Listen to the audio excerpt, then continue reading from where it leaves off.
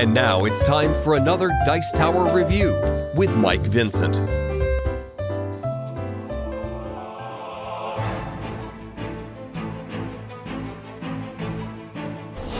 Hello everyone, Michael Vincent here, wishing everyone a happy 2014 and a happy new year. Now, as you know, I took the month of December off as it was very busy for me. I was away during the holidays, but now I'm back and very excited to continue to cover this great game, Lord of the Rings, the living card game by Fantasy Flight.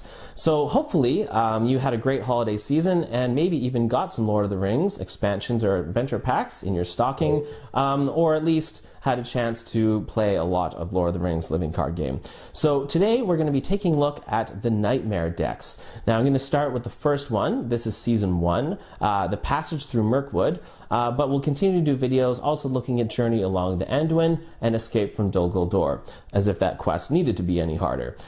This is a very unique and smart move, I think, by Fantasy Flight to give players, especially veteran players, a reason to go back and play through these original quests. Now, me as a veteran player, I don't often, for example, go to Passage Through Mirkwood as a quest to play unless I'm teaching somebody the game. But of course, the Nightmare deck now gives me a reason to go back and gives a very stiff challenge. So I do not recommend picking up a Nightmare deck as one of your introductions to the game. But if you're a veteran player and you've been playing for a long time and you have all the player cards and all the expansions, then this is a great way to expand the game and give yourself even more challenge.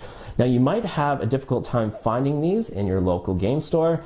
So what you can do is go onto the Fantasy Flight website and you can go to their print on demand section and have them sent to you that way, or some online carriers like Cool Stuff Inc. should carry these as well. So without further ado, let's jump in and take a look at the first Nightmare deck, The Passage Through Mirkwood.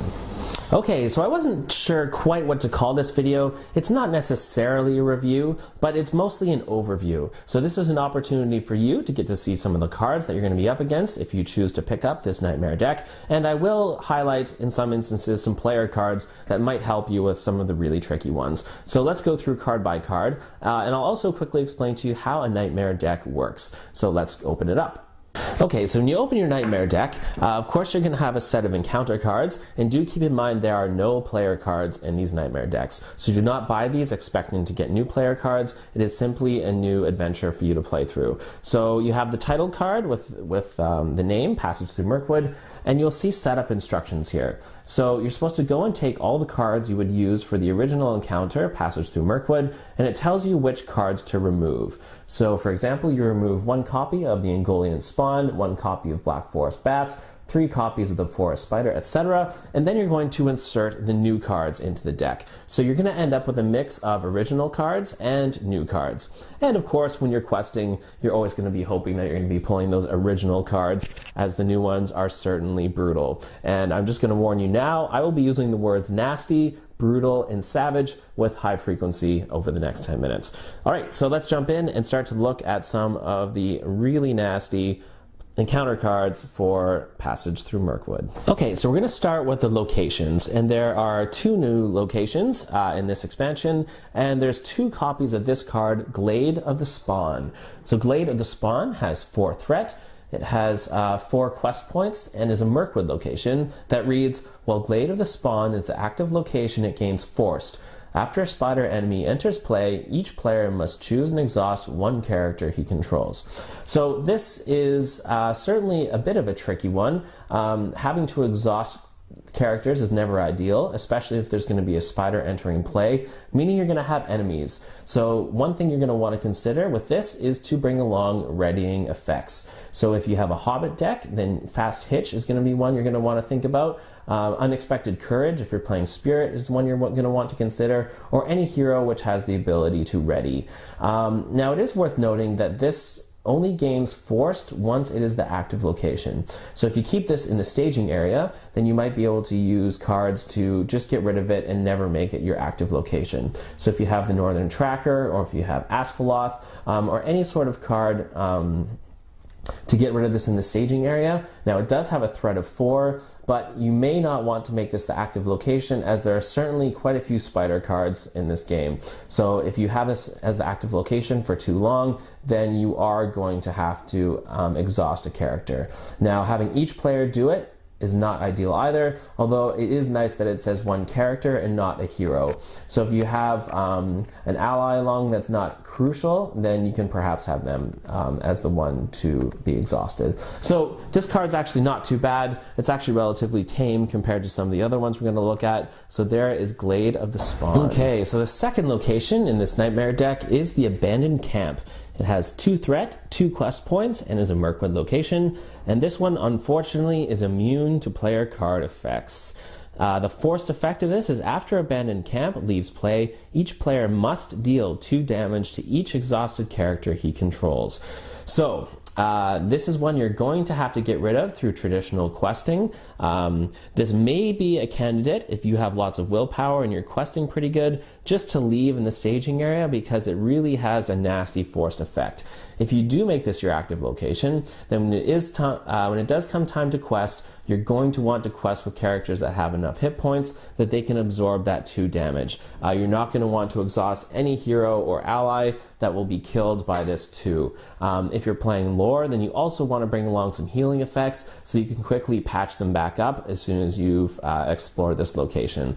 So when we played through this with a threat of 2, we had pretty good willpower happening, so honestly I just left this in the staging area so I didn't have to deal with it that way, because having to do 2 damage to everyone exhausted is not ideal, especially if you have lots of allies with only 1 or 2 hit points. So my recommendation would to perhaps consider bringing lots of questing ability so that you can just keep this in the staging area. But there aren't cards that you can play to get rid of it. You might initially think, oh, I'll just tap Asphalloth and get rid of it that way. Unfortunately, though, this is immune to player card effects. So the Abandoned Camp, a pretty nasty little location that's certainly a pain and will make you think twice about exploring. Okay, so next we're going to look at the Treachery cards. Here we see one called Backtrack.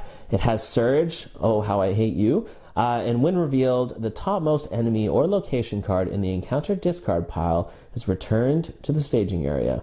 So this one is not bad, it's just a pain in the butt. Depending on the enemy or location, I suppose, if you just killed something really nasty, and we'll look at the enemies next, then this may be one you may want to consider canceling. We mostly found that this one was just annoying. Usually we had to have a location back. If it was the Abandoned Camp, we had that 2 threat again, had to worry about the 2 damage.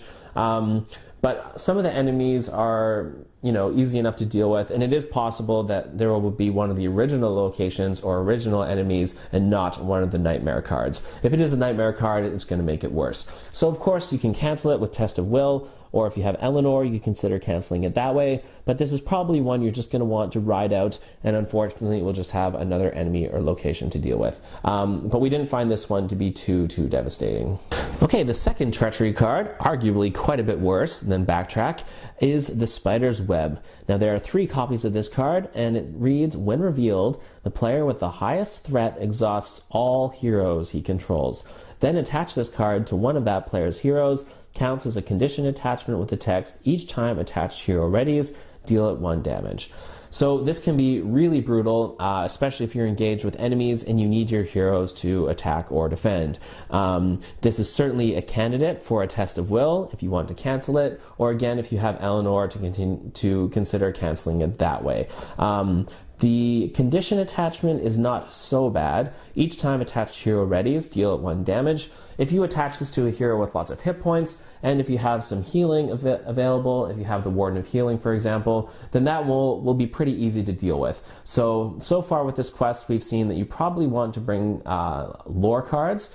First, so you can deal with locations, and second, so that you can get some healing done. If you do end up with 2 or 3 heroes with this card, as there are 3 copies of it, 1 damage probably isn't going to kill your hero right away, but it will add up if you aren't able to heal them. So this is one you're either going to want to cancel with a Test of Will, or if your partner or partners can take the enemies, then you could perhaps exhaust your heroes, deal with it, and then just continue to heal later on.